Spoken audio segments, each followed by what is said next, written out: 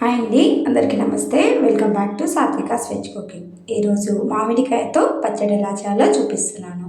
First మామిడికాయ తీసుకొని వాటర్లో బాగా కడిగి దాన్ని తడి లేకుండా తుడిచేయండి. తుడుచుకొని ఇలా ముక్కల కింద కట్ చేసుకోవాలి. మనం కొంచెం పెద్ద సైజు కాకుండా మీడియం సైజులో కట్ చేసుకోండి. ఈ విధంగా కట్ చేసుకొని సైడ్లో పెట్టేసుకోండి. మీరు ఒకటి కావాలా రెండు కావాలో చూసి కట్ చేసుకోవాలి. ఇప్పుడు స్టవ్ పైన ఒక చిన్న గిన్నె పెట్టేసుకొని కొంచెం జీలకర్ర, ఆవాలు, కొంచెం మెంతులు యాడ్ చేసుకొని ఫ్రై చేసేసుకోండి.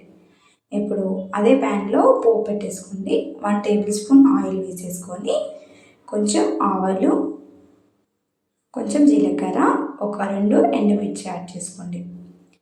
దీంట్లోనే ఒక 2 లేదా 3 వెల్లుల్లి వేసేసుకొని కలిపేసుకోండి. ఇప్పుడు మామిడికాయ ముక్కలు అనేది మిక్సీ జార్లో వేసేసుకోండి. ఒక 4 వెల్లుల్లి రెబ్బలు దీంట్లో మిక్సీకి పట్టేసుకోండి. ఒకసారి ఇలా అయ్యాక మీకు కారం తగ్గట్టు వేసేసుకోండి.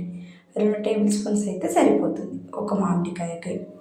ఇప్పుడు దీంట్లోనే ఆవ పొడి వేసేసుకున్నాం కదా, ఒక 2 టేబుల్ స్పూన్ ఆవ పొడి, 1 టేబుల్ స్పూన్ సాల్ట్, కొంచెం పసుపు, కలర్ కోసం కొంచెం పసుపు వేసేసుకొని మిక్సీకి పట్టేసుకోండి. ఇలా మెత్తగా పట్టేసుకొని ఒక గిన్నెలోకి వేసేసుకోండి. నేనైతే ఒకటే మామిడికాయ తీసుకున్నాను, మీరు ఎక్కువ కూడా తీసేసుకొని చేసేసుకోవచ్చు.